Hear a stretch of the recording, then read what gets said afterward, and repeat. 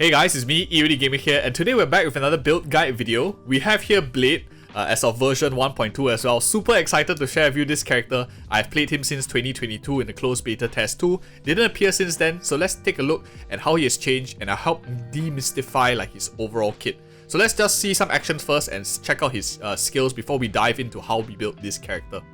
Okay, so let's talk about his kit real quick. He has a basic attack, he has an enhanced ability.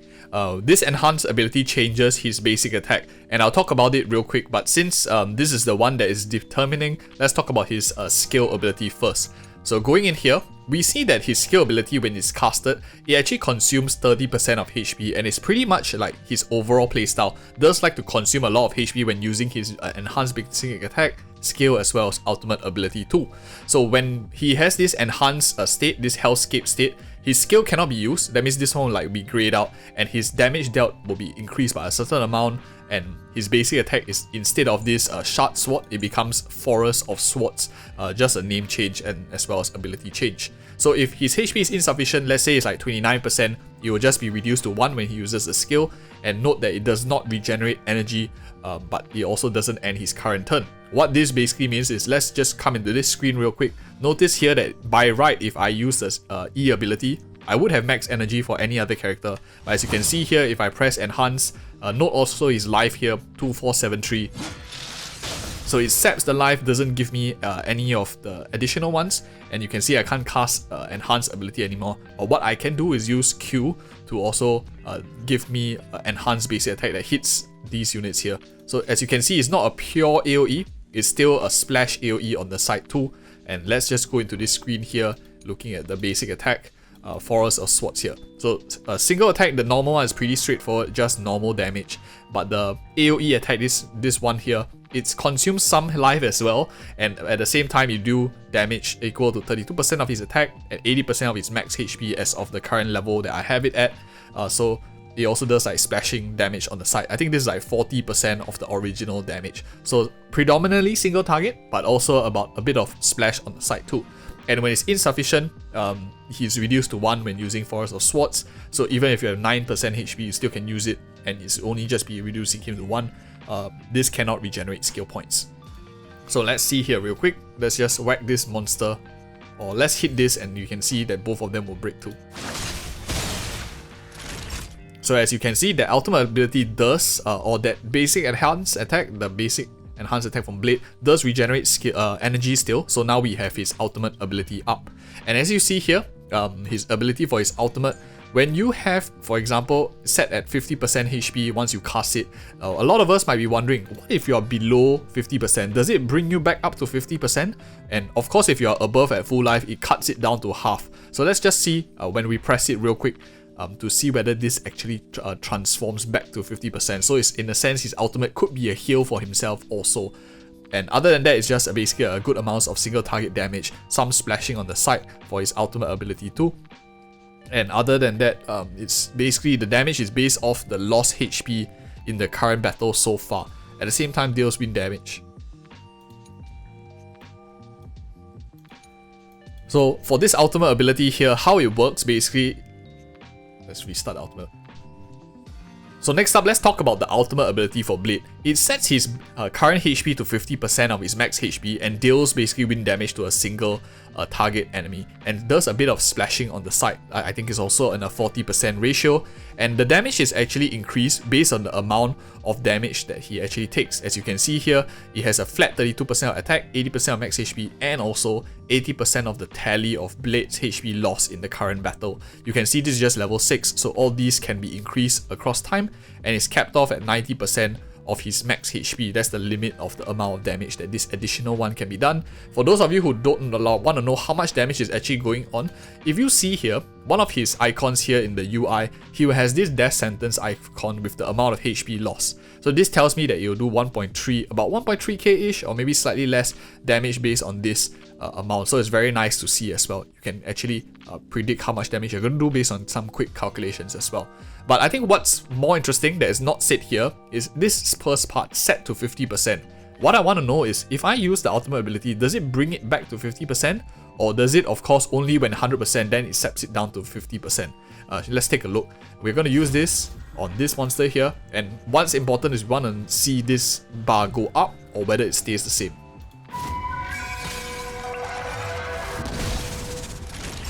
So that is actually very fascinating. So as we can see here, Blade's ultimate ability does act as a heal for himself if he's below 50% HP. If it's above 50% HP, it steps it down to 50%, which means it deals more damage. This is quite panicky for a lot of people. Sometimes maybe you're not used to playing a character that had low life, but generally because he scales on max HP, he has quite a bit of HP in overall kit as well. Now this build that I have here is, of course, he's currently only at level 60 and not really fully geared out to the max as well. So definitely there's a lot of room for improvement. I'm just giving you a brief demonstration of his overall kit too. The last thing that I want to talk about real quick is his Suhu's gift, and this is his quote-unquote like counter-attacking lifesteal kind of sense.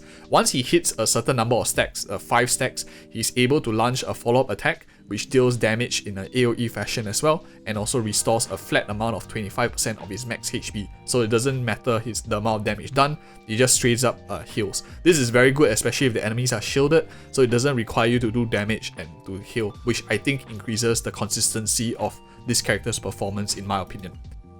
Okay, now let's see how his follow-up passive works. He's probably going to proc it in the next turn, so let me just try to hit some monsters here real quick. And I think after hitting this, he probably will have 5 stacks now.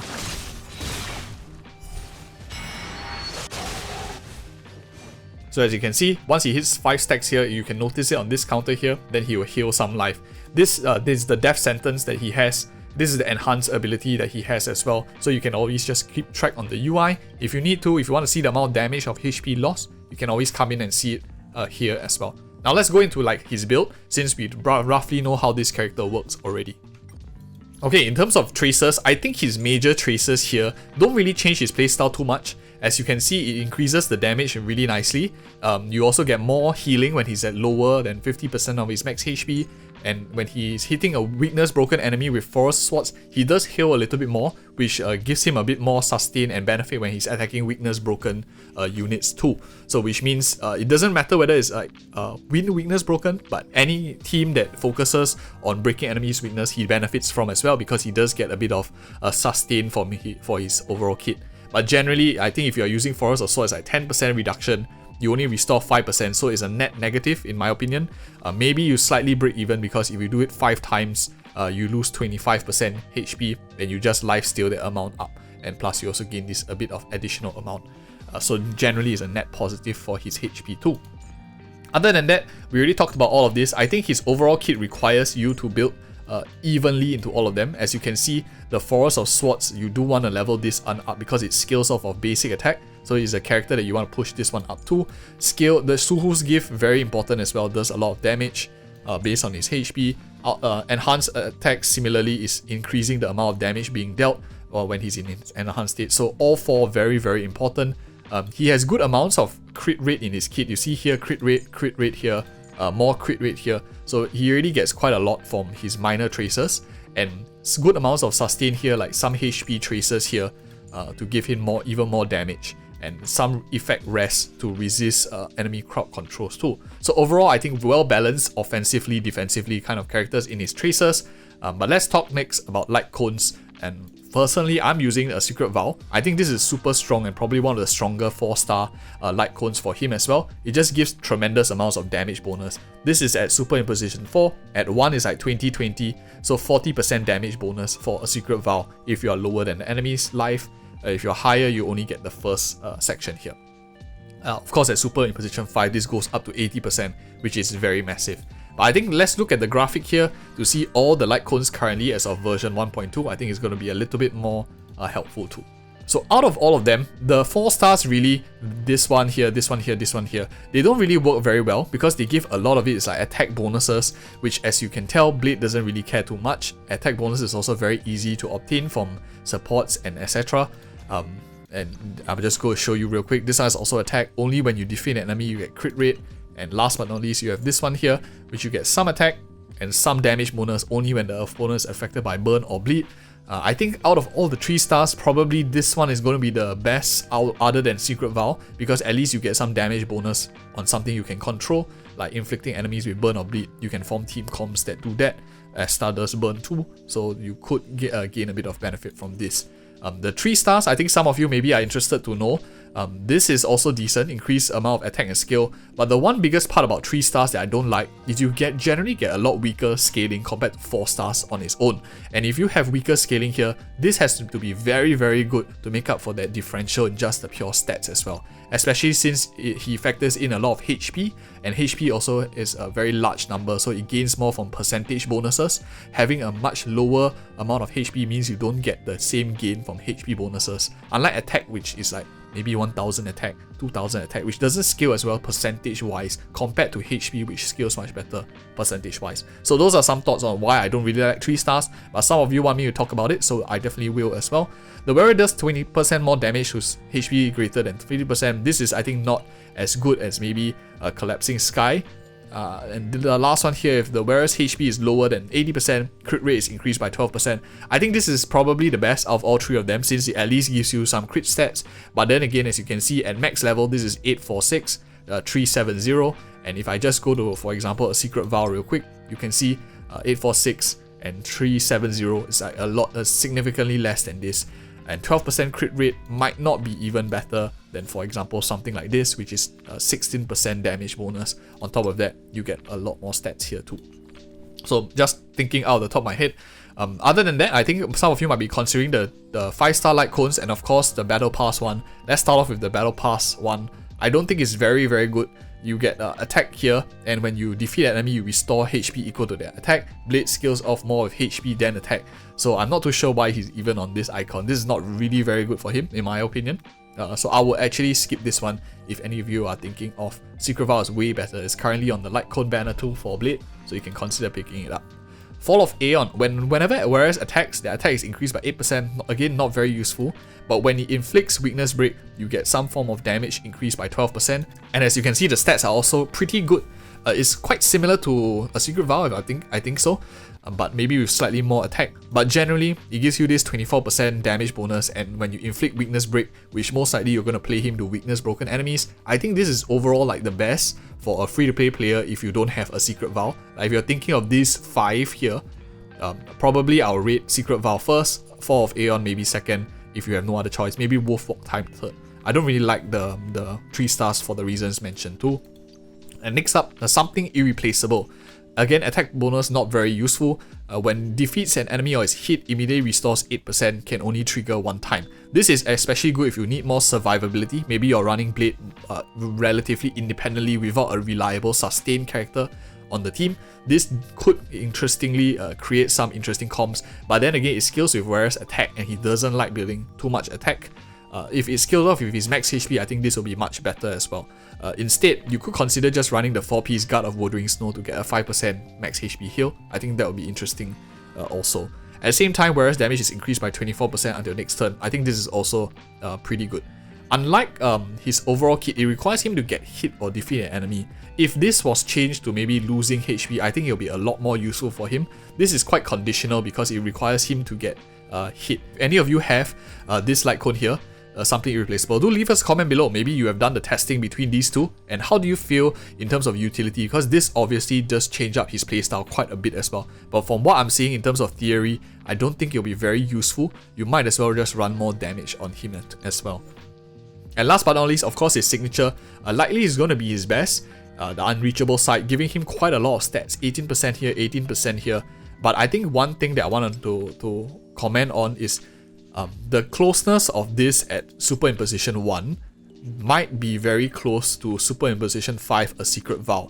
And to spend maybe up to $300 just to get a limited Lightcone might not be really worth it. For example, if you just have this already at maybe high Superimposition, you could just use this and I think you will get a lot of value out of it. Let me know if you guys want me to test this specifically. Leave in the comments below if you're looking for such information and maybe no other content creator has done it. I'll definitely be happy to spend some money, pull it, and also do some testing for us so we are more informed consumers. But based on theory, I think this is definitely his best in slot, but I don't think it outperforms significantly at Superimposition 1. compared to this one super imposition 5. Now let's go into like relics and what I am personally using too. So straight up right now, this is what I prepared for him in version 1.1. I'm using a 4-piece Eagle of Twilight Lane and a 2-piece Inert Salsoto. I'll be talking about the other options available, but let's first talk about the main stats and so far what I have for him. Main stats I'm using is crit rate. I think he has already quite a lot of crit rate, but I think more crit rate is definitely going to be useful, especially if I want more consistency in overall damage. I could see a case switching this to crit damage, but I just had a pretty nice piece, so I stuck with it honestly. And as for the boots, I'm using a speed boot here. I can see the case for HP percentage, especially if you're maybe playing him with Bronya, but for me I like to play him a little bit more flexible, maybe with an open-ended team, running a double DPS without Bronya, maybe a Asta that gives speed buff to the whole team. That is why I prefer a bit more movement on him and why I chose speed. Wind damage bonus, pretty straightforward as well. And HP percentage, this is terrible, but I'm gonna have to farm a new one definitely. So anyway, that's my Blades build. I think Inert Salsoto is going to be better than the new one that's out for any of you who are wondering, because he does damage in ultimate ability, he does damage in follow-up ability, rather than the new one that gives only basic attack and skill, which he doesn't do damage in his skill as well. His damage comes from 3 places, enhanced basic attack, ultimate follow-up, so this adds on quite a bit of bonus too. If any of you just want a quick commentary on that as well. For substats, what am I looking for? I'm looking for speed, I'm looking for crit rate, crit damage, and break effects, all very nice. HP percentage, of course, gives him more damage. Defense also gives him more survivability. Really, this character can use almost every single stat in the game, except maybe effect hit rate. And yeah, that's maybe the only thing he doesn't want, or flat stats either. Other than that, pretty good overall. Gonna be a typical crit DPS for the most part. Quite simple to build for most people. But let's go into something that's more interesting, which would be the options that he has as of version 1.2. New sets have been released. Let's just talk about them real quick to see how it has changed and whether it makes any decision difference, because a lot of us might be running with Eagle of Twilight line, maybe we have farmed it so far and want to know what is better. I think this one is very, very solid. It's probably going to be his best in slot, especially if you can get the 4-piece, as it gives him quite a lot of crit rate. With this crit rate plus Inert Salsoto, you have 16, and from his major tracers, he already has quite a bit, allowing you to easily run a crit damage on this character already, if you can just find a nice body to couple with it. So increased HP 12% benefits his damage, benefits his sustain. Whenever it's hit or has their HP consumed, which Blade does on every single attack, their crit rate increases by 8% for 2 turns, up to 2 stacks.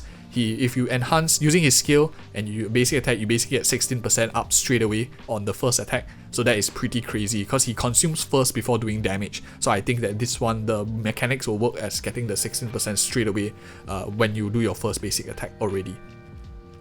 And it lasted for 2 turns, so pretty solid already. Other than that, let's check out this one. I think Messenger of Traversing Hackerspace is also decent if you want a bit more speed on him as well. Maybe probably won't go for a 4-piece. If you are looking for this, I think likely most people will go for a 2-piece speed, 2-piece wind, or maybe 2-piece speed, 2-piece HP. I also see the case for 2-piece wind, 2-piece HP, especially if we are slowly transitioning to a full 4-piece here. I do think this is very valuable. 16% crit is very, very good, especially if Blade can keep the uptime. So by far, first best in slot, by quite a large margin in my opinion. Second one probably will be 2-piece of these two will be the next choice that I have. Other than that will be more niche sets like maybe a 2-piece speed, 2-piece wind will be like third choice. Niche sets like break effect blade could be interesting, or even a 4-piece damage reduction Guard of Wuthering Snow on blade could also be interesting to see, because it does give him quite a bit of sustain, quite a bit of damage reduction for his overall kit. I don't think damage reduction reduces his utility that much, because he only cares about stocking up that damage loss only in his ultimate ability, but sometimes survivability is more important than just a little bit of 8% more damage from his ultimate.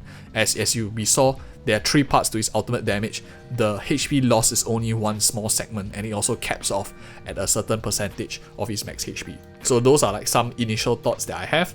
For the planar ornaments, as mentioned briefly earlier, Inert Salsoto significantly outperforms the new one, this crit rate one here, especially since Blade's damage comes from 3 sources: his enhanced basic attack, his ultimate, as well as follow-up counter ability. This one buffs basic attack and he doesn't do damage from skill. This one at least gives you 2 out of 3, and it's significant proportion of his overall kit damage as well.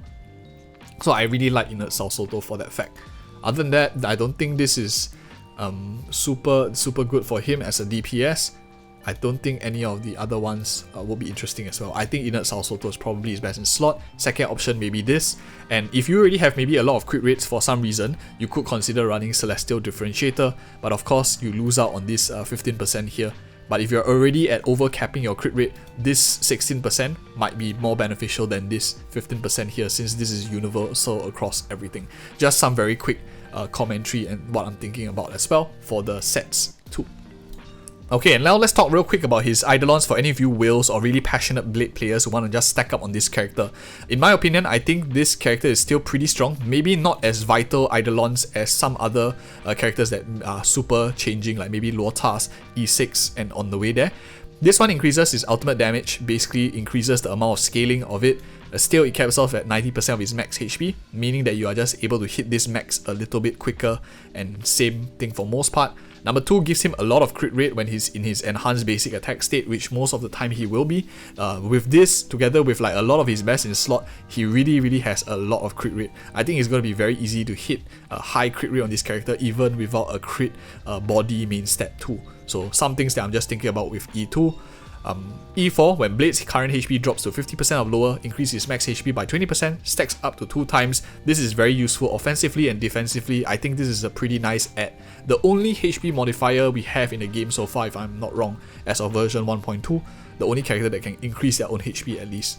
And I think a lot of you might be looking at this and wondering, why is this even an E6? Doesn't seem to be changed too much. But the fact when it's reduced to 4 means that he's going to be much more self-sustaining in terms of his lifesteal mechanic, because for those of us who don't know, it's every time he takes an instance of damage, which means if enemies hit him, he also gets very close there, and not always the enemy is going to hit him for 10% or more, which means that it's going to be much more easier to sustain this character, especially when he's doing a lot more damage. Together with his ultimate ability also proccing more now, because of course you get more talent, means you get more energy for this character too. So I think this is pretty important for his overall kit.